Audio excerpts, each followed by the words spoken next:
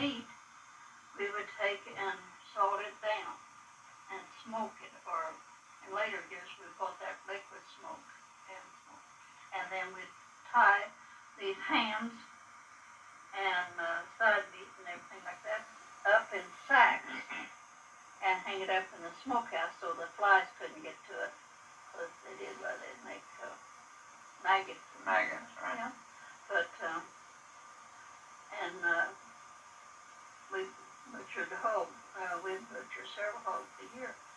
And then the entrails, that was my job, was to cut the leaf fat out in between the entrails.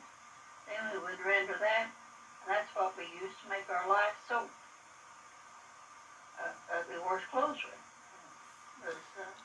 We made our own soap. The only thing we ever bought, Dad drank coffee. And we'd buy coffee and sugar.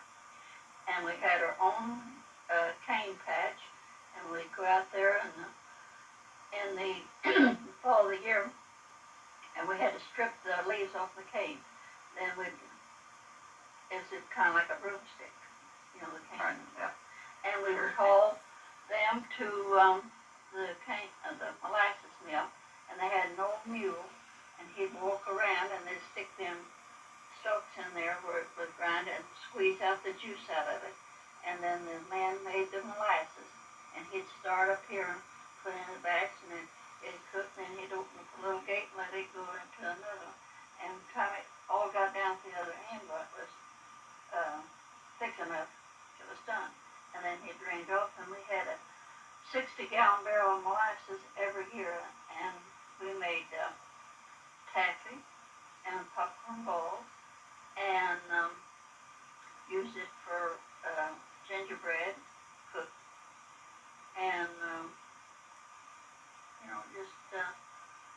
and cookies and things like that. We used that molasses or like that, and on our pancakes and things this morning. Every morning, we'd have maybe oats, or we'd have pancakes, or we'd have biscuits.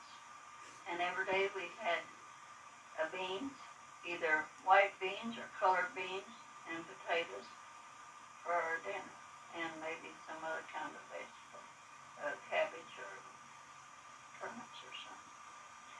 And we'd make two big things of cornbread, and we'd have one for dinner, and we'd have cold cornbread at night, and then we'd milk the cows, and we'd have cornbread and milk for supper. That sounds good. Yeah. Now, did your father use tobacco? Yeah, he chewed. He chewed. He grew his own tobacco. No. Once in a while he did, but he bought beeswax tobacco. It's in a twist. Yeah, he bought his own. He bought tobacco. Did your grandfather? Let me ask you about your grandfather. Do you remember your grandmother? Which one? Corcoran?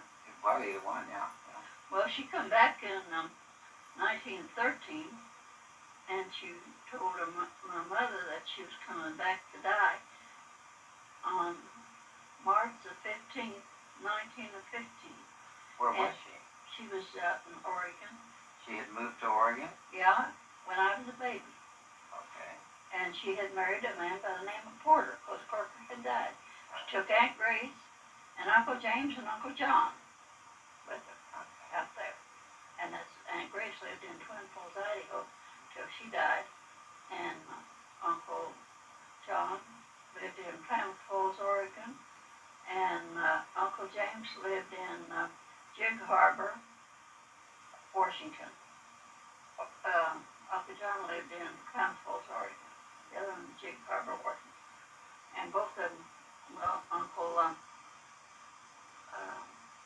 John had something wrong with his legs. And I guess diabetes, and he lost his legs and went blind before he died. And he had one daughter, Grace. And she's dead now. Still overdose. I met her when I was out at Captain's one time. She come down there. Did she have any children? She had 5 of them. She had 5 children. So out there someplace in Oregon, there's probably some Yeah. porters? No. No? No. She married a... Oh, I'm sorry. They're corkers. No, she wasn't a cork. She was a cork before she married. Oh, okay. And Are there any corkers out there? Not that I know of. Okay. Okay, what'd she look like? Well, she looked a lot like her father. You could tell that, I had met him, because he'd come back here, and Edmund, my half-brother, went out there with him, and lived out there till he was killed in a car accident in 19, and, well, my mother died, 14th of February, 1946, and Edmund was going to come home, and, then he had a nervous breakdown. Then he took and went back to work as a storeman that night. And he was going home, and he had a hat and had it pulled down. And anyway, he's crossing the street, and the car hit him. And while the ambulance was there loading him, another car ran into the ambulance. And, oh my God. He died the second day of April, 1946. Okay. And he's buried in Redding, California. Minnie Southwood Corkery, your grandmother. Yeah. Do you remember what she looked like? Yeah, she's a little heavy-set woman, and real nice looking. She's pretty. And, but I've never seen my grandma. Did she die in 1913? She died in 1915. 1915. On the 15th of March, She just knew- like she said she would. She knew she was going to die. And my mother knew her dad, before he died, he told them that if he got to heaven, he would take and warn them in time.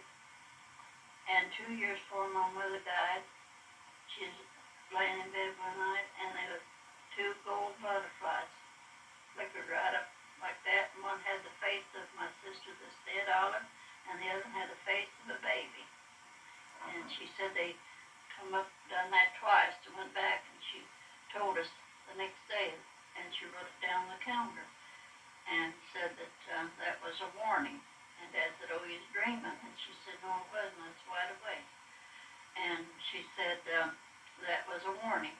And then we come near time for her to die, but she told us, she said that now it'll be 2 years of 14th of February. And she had a heart attack, and it was real bad, and she wanted to go back to the Catholic Church because she had been raised Catholic. And we went and tried to find a priest. Went to Conway, and there was no priest there. Went plumb on to Marshfield and got a priest. And he come back and gave her the last rites. And then I think that was on a Saturday she had the heart attack. And that's on Sunday that we got the priest there. And then she had another heart attack. And we had the doctor, and he said that it'd be best to bring her into the hospital because, and he said if she died on the way, that she'd take her to the funeral because, anyhow. So when I got to the hospital, Nellie Mumford was head of the hospital, and she come and asked me, she said, do you know how bad your mother is? And I said, yeah, but she's not going to die till Thursday. And I think that was on a Tuesday. And she lived till Thursday, and she talked up until she drew her last breath. And she said if Bertie and Orville didn't want to take the Springfield paper where they could have it stopped because Dad's eyesight was kind of bad, and he wouldn't care, to keep it and read it. And she wanted Bertie and Orville to move in there and take care of him, and she talked right up just like she's going on the trip. Talked until she drew her last breath, like she was saying that